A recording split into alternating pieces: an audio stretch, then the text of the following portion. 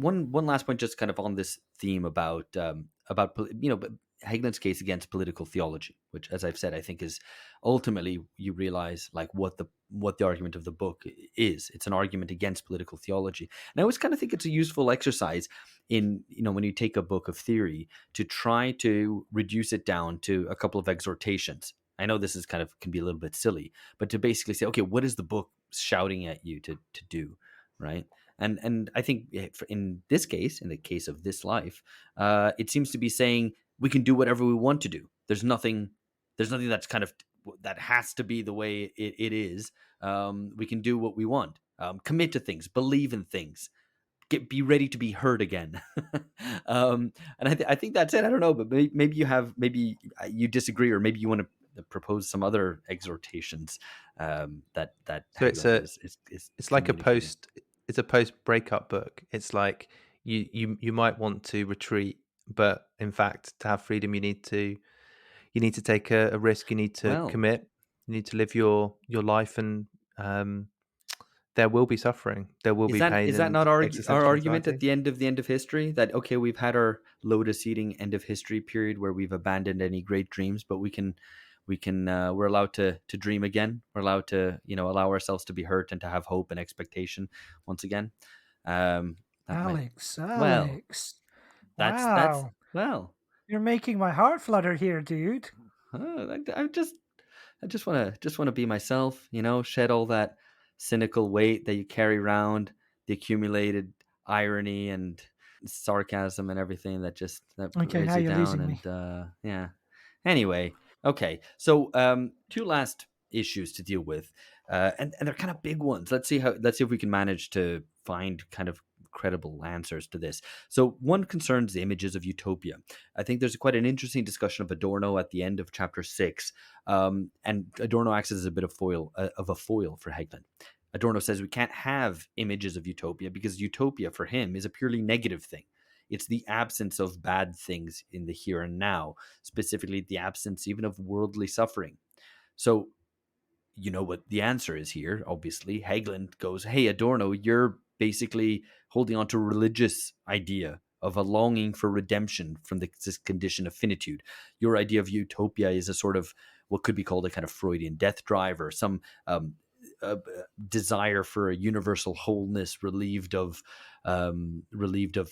suffering and pain and all the rest of it. Yeah, I think Hegel misses a trick here. I mean, I hate being put in the position of having to defend Adorno, but I think he misses a trick here in as much as I think, and this is something we touched upon in earlier episodes in discussing Hegel, that I think accepting his argument, about the about finitude and about the responsibility that comes with it, means that it will generate these, kind of flights of retreat. So if that, by its very nature, the kind of the rigor and the demands of that vision, which is a kind of an imposing one to some degree. It has the great promise of freedom, but it comes with its costs, right? You say, as George said, there will be suffering, and at the end, you have to accept as the price of freedom is death, ultimately. And that means that inevitably it will constantly recreate these refuges from that. And I think that is what Adorno is getting at. He's saying that it will always be shadowed by this kind of by this kind of psychic refuge. So I think perhaps Hägglund is being a bit ungenerous in the way in which he casts Adorno's argument. Okay, very good. Go on, George. But there is still, I mean, that's right. The price of freedom is death. But Hägglund also, I think, to his credit, he defends suffering and even boredom. And there's a couple of good things that he says about, and I think he's. No, I know he does. But what I'm saying is, but that's exactly what I'm saying. It's precisely because Hägglund does see that, but what he underestimates is because that vision is so demanding, that inevitably, it will come kind of attached to it, structurally attached to that, will be these refuges, right? People will inevitably kind of, and at certain points of your life, people will take refuge and they will fly, they will kind of recoil from their freedom.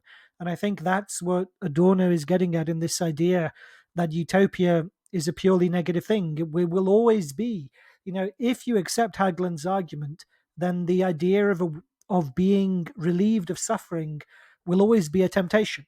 So I suppose what I'm getting at is like there are worldly temptations that shadow Hagelund's argument just as much as there are kind of temptations that shadow the theological argument, lust and pride and, sin, whatever.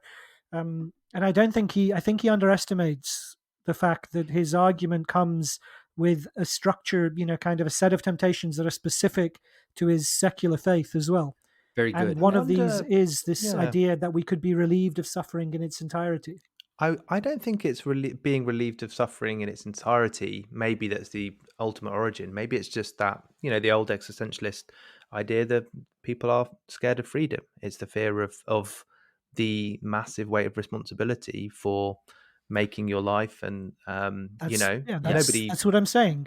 That's what I think. That's what Adorno is driving at, and I think Hägglund underestimates it. And this is something that we discussed in the first episode on this book about whether Hägglund's vision is too demanding, right? Or perhaps he needs to be at least more explicit about what these pitfalls are, that there are going to be an attempt to avoid responsibility, flight from commitment, to flight from suffering, and so on. I want to jump actually, because what I was going to do was talk about images of utopia, but actually because of what you said, Phil, in kind of hinting at Adorno, that Adorno understands something about these earthly temptations effectively, or these temptations to flight from responsibility. I'm going to try to tie this into this last question I want to discuss about Stoicism, because it might bring it all together, or hopefully it does. And I'm going to refer back to a footnote we discussed from chapter 1, but which is just so central that I think it's worth repeating. So this is like a page-long footnote. It's on page 395 if you want to look it up. But basically, I'll quote here. Hegel's critique of Stoicism in the Phenomenology of Spirit, a critique that I develop in the conclusion to this book, is much more powerful than Nietzsche's, since it seeks to demonstrate the fundamental incoherence of Stoicism, not merely in terms of psychology, but in terms of the conditions of intelligibility for being a person at all. Unlike Nietzsche, Hegel also seeks to understand the temptation of Stoicism, not in terms of the failure of individual character, but in terms of oppressive social and historical conditions. As Hegel puts it, Stoicism, as an authoritative spiritual ideal, can only come on the scene during a time of universal fear and servitude. That various forms of Stoicism continue to enjoy the status of supposed spiritual wisdom in our own historical epoch, in everything from advanced philosophy to self-help books, should remind us of how far we are from having achieved an emancipated society. I mean, again, it's brilliant and spot on. and as Hägglund himself recognized in response to me on Twitter, it was like, yeah, maybe I should have put that in, the book rather than as a footnote, because it is really good. And I mean, you constantly get these things on Instagram, right?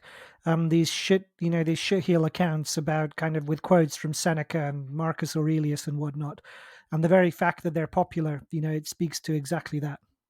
Right, and so this temptation of Stoicism, which we encountered in the early chapters, Hägglund returns to again and tries to develop a little bit further. So let me just explain a little bit what he does here, and then we can discuss how real we think these things are in the present day.